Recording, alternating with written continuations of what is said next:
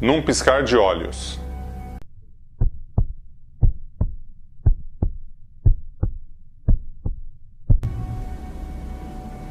Num piscar de olhos.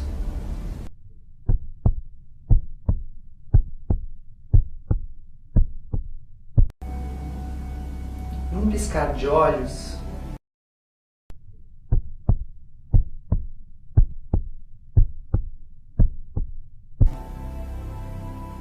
Num piscar de olhos.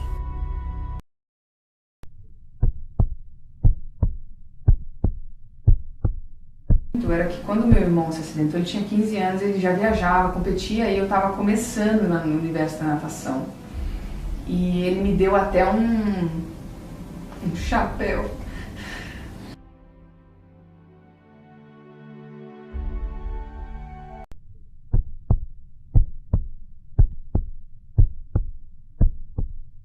Viu que a Mayumi estava se afogando e pegou e tirou ela da piscina. E foi assim, tudo muito rápido, uma pequena falta de atenção, provavelmente, né, a mãe não estava ali por perto, ou mesmo...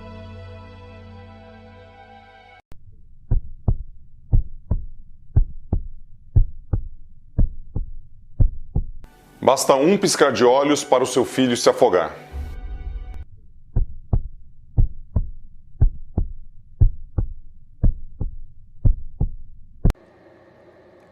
Agora está na hora de aprender como evitar, ajudar e mitigar um afogamento em apenas 5 passos.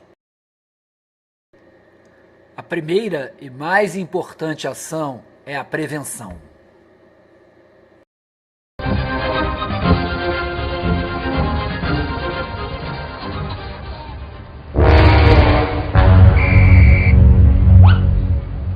A prevenção reduz 85% desses acidentes.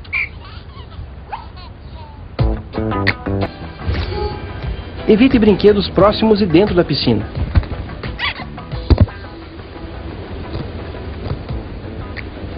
Instale cerca de isolamento ao redor da piscina com pelo menos 1,5 metro de altura, equipadas com portões e travas. E por segurança, não esqueça de desligar o filtro da piscina. Evite competição de trancar a respiração embaixo d'água. Boias e outros equipamentos infláveis passam uma falsa sensação de segurança. Eles podem furar, virar a qualquer momento ou serem levados pela correnteza. Prefira um colete salva-vidas. Pessoal, conheçam o Jorginho. Ele também é um guarda-vidas como eu e vai nos ajudar a ensinar alguns cuidados que devemos ter nas praias. Olá!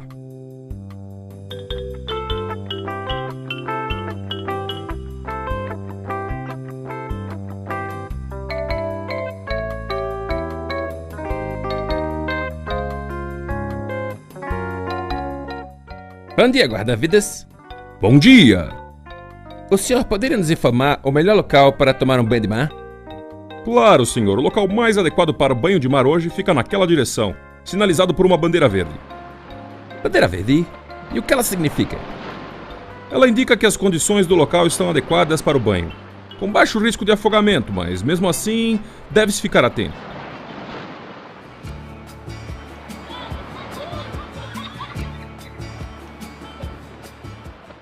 Legal. E quando as condições não estão favoráveis?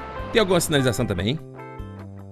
Tem sim, dependendo do caso, usamos uma bandeira amarela, que indica aos banhistas uma área de médio risco de afogamento. Aconselhamos que aqueles que não sabem nadar não entrarem na água. Puxa! E quando há um alto risco de afogamento, usamos uma bandeira vermelha. Indica que ninguém deve entrar na água. É sinal de muito perigo. Devemos respeitar o mar. Caramba, é bom saber disso.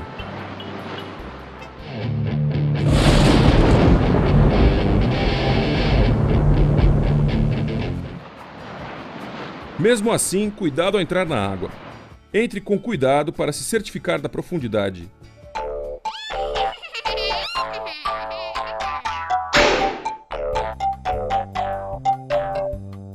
Lembre-se, água no umbigo, sinal de perigo. Obrigado, até mais.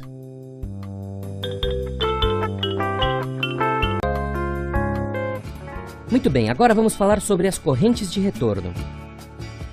A corrente de retorno é um fenômeno que ocorre quando temos um encontro de correntes laterais, paralelas à orla marítima, que cria uma corrente abaixo da superfície da água que puxa para o mar e é mais forte do que outras correntes próximas, como vemos nessa foto.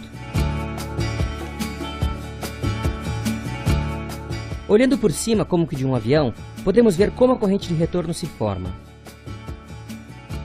Duas correntes contrárias se encontram e um fluxo de corrente se forma, geralmente abaixo da superfície da água, justamente por isso é tão difícil de identificar. Se um banhista desprevenido for pego nessa corrente, ele é puxado para o mar, até o ponto onde a força da corrente se dissipa. Se acontecer com você, não entre em pânico. Caso não saiba nadar muito bem, acene os braços e não tenha vergonha de gritar por socorro. Se você souber nadar bem, nade transversalmente a corrente, de modo a escapar da corrente e ao mesmo tempo nadar na direção da praia. Não tente nadar contra a corrente. Caso você não saiba nadar muito bem, nade de maneira a escapar da corrente e quando sentir que está livre, nade em direção à praia. Além dos cuidados com as sinalizações, se for nadar, evite bebida alcoólica, comer antes de entrar na água,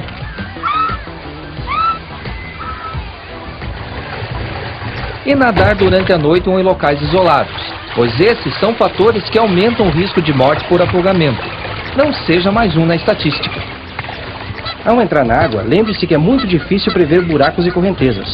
Seja cauteloso. Verifique com os pés a profundidade do local. Tenha cuidado redobrado.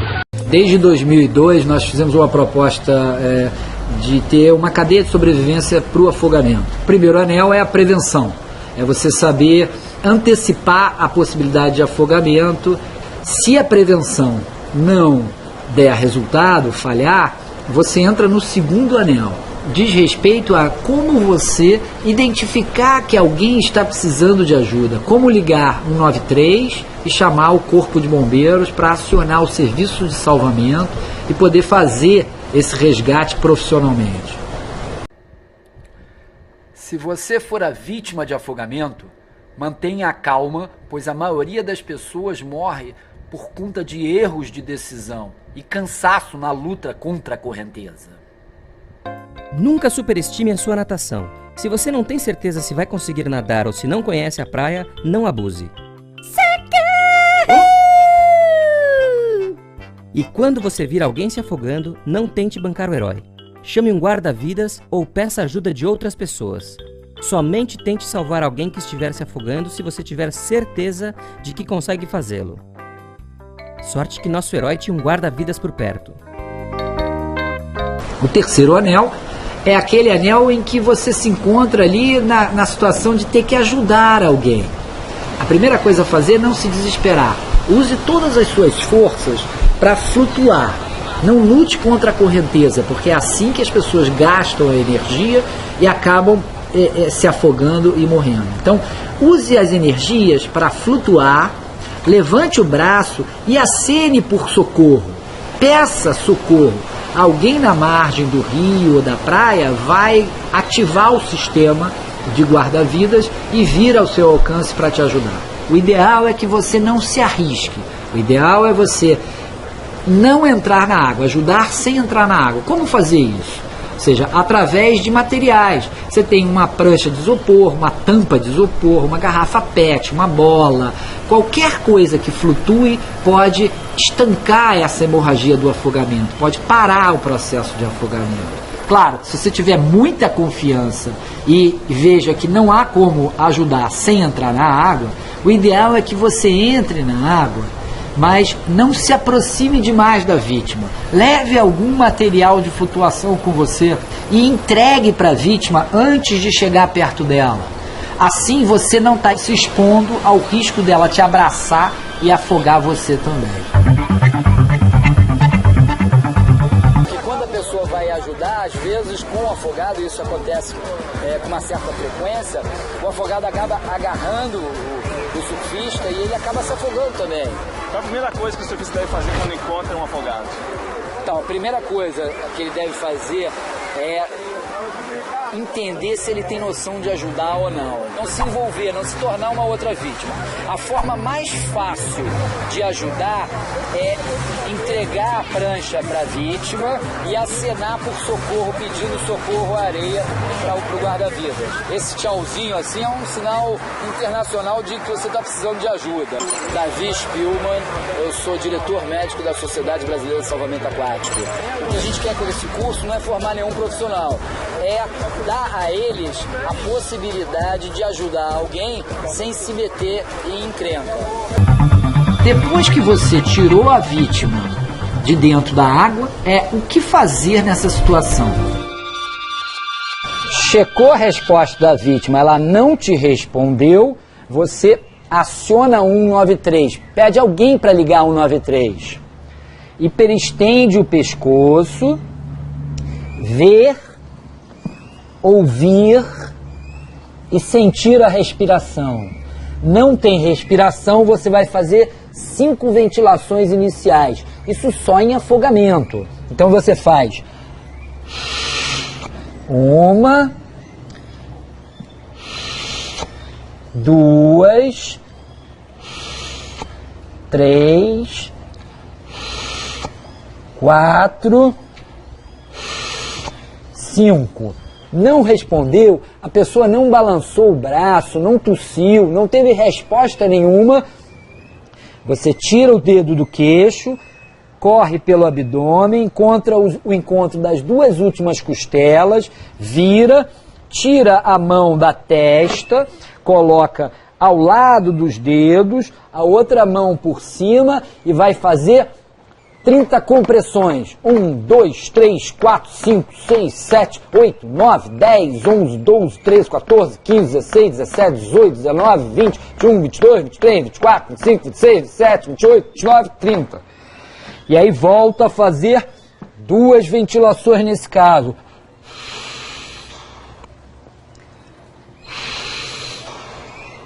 E aí volta a fazer 30 compressões.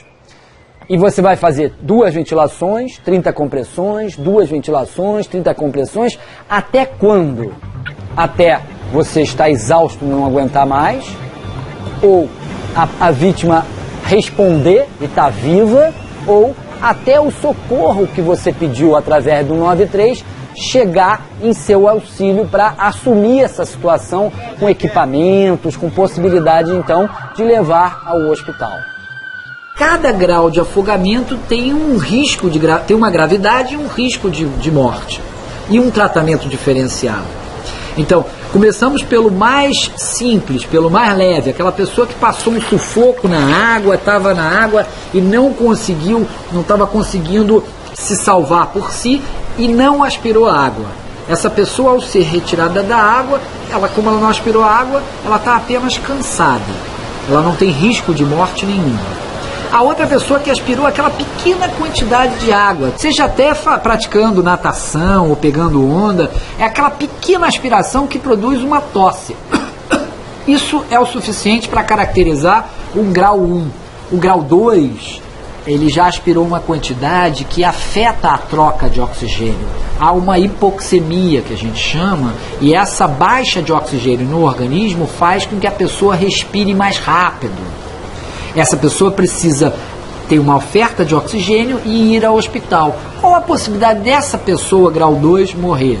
1% apenas, mas existe um risco. Depois vem o grau 3 e 4, que tem mais ou menos uma mortalidade de 6 a 20%. É aquela pessoa que aspirou uma quantidade de água que foi o suficiente para reduzir a quantidade de oxigênio em 50%. Essa pessoa tem uma mortalidade mais alta, que chega até a 20%.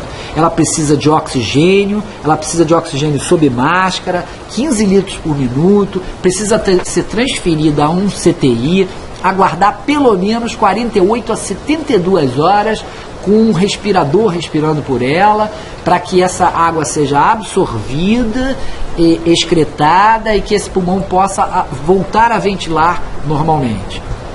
O outro grau de afogamento, que é o grau 5, é aquele grau de afogamento onde a pessoa já estava com o oxigênio tão baixo, numa situação tão desesperada, que ela parou, ela perdeu a consciência e parou de respirar. Essa pessoa tem de 30 segundos a 2 minutos para ser salva.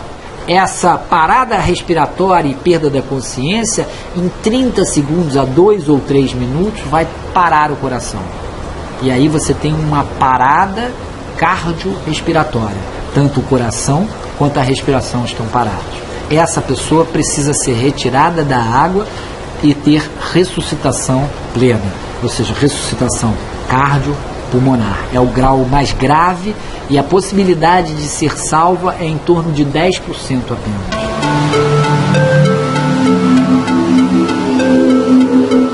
Faltou oxigênio, nesse caso mais grave, grau 6, faltou a oxigenação no cérebro por tempo suficiente para matar algumas células do cérebro, ou várias células do cérebro, causando o que a gente chama de uma encefalopatia anóxica. O cérebro, as células do cérebro sofreram pela falta do oxigênio e aí, portanto, elas morreram. E aí a capacidade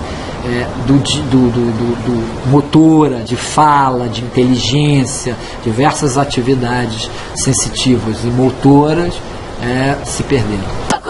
Sufoco! Mas isso eu não quero nem saber, eu vou o quê? Eu vou salvar, eu vou socorrer! A gente tem várias iniciativas de prevenção, né? A gente tem prevenção com crianças, né? Através de escolinhas de salvamento no Brasil todo. A maioria, por exemplo, projeto que é original do Rio de Janeiro, um projeto, chama-se Projeto Botinho, que é do Corpo de Bombeiros, não é da Sobrasa, é do Corpo de Bombeiros, mas é um projeto que começou nos idos 70. Um projeto onde ensina as crianças a entrar, a sair do mar, como fazer os primeiros socorros. Então é um projeto que previne. Então eu acho assim, tem projetos na escola, a gente tem vídeos de salvamento em praias, vídeos de salvamento em piscina, em desenho animado, quer dizer, um vídeo para criança, para a mãe assistir junto com a criança, mostrar, discutir, conversar. A gente tem um projeto de ida à escola para poder ensinar as turmas como prevenir. A gente tem um projeto chama-se Projeto de Emergências Aquáticas, onde a gente ensina as ligas de trauma, os estudantes de medicina do Rio de Janeiro, a como evitar o afogamento na praia, como fazer os primeiros procedimentos no hospital, como atender o paciente no hospital. A gente tem esse mesmo projeto com professores de educação física e esse mesmo projeto com surfistas, né? E existem vários projetos desse de surf salva sendo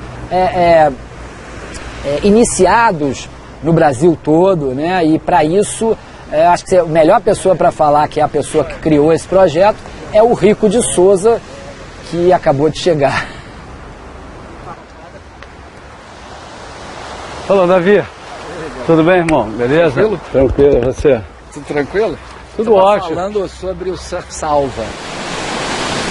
Eu quis fazer essa parceria, então eu chamei na época, eram os 30 melhores surfistas de mais nome, que receberam um treinamento profissional do GEMAR. Dessa forma a gente fica mais seguro em poder fazer o resgate de uma forma mais consciente, né?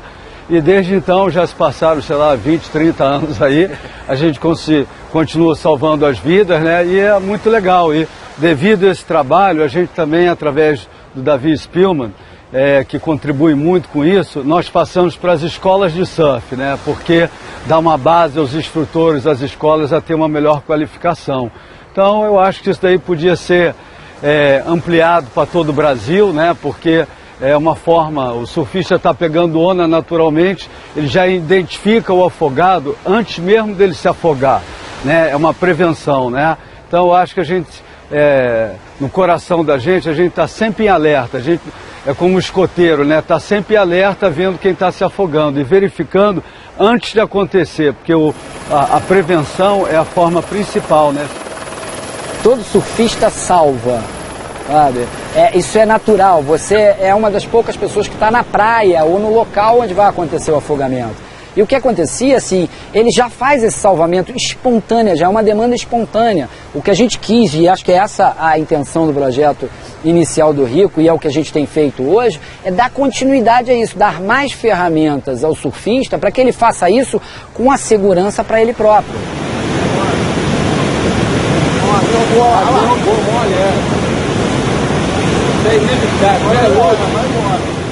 Eu já me afoguei, né? E meu primeiro salvamento eu tinha uns 6 anos, estava pegando onda com prancha de isopor, na época era uma planunda, que chamava, e eu estava na praia de Copacabana, o mar estava em ressaca, era 1º de janeiro, e veio uma onda, eu estava com meu primo, a onda bateu na gente, levou a prancha dele, eu corri com a prancha, nadei com a minha prancha ao encontro dele, botei ele em cima da minha prancha, e aí, para salvar ele, e aí bateu a segunda onda e carregou a prancha também. E aí nós dois começamos a nos afogar. Ele estava desesperado, eu estava tentando manter a calma, mas era uma ressaca e a gente achou que realmente ia morrer afogado. Isso eu tinha 6 anos. E aí, de repente, eu senti a mão do meu pai me tirando de dentro d'água, me agarrando e agarrando a ele e tirando nós dois de dentro d'água. Isso foi o que nos salvou.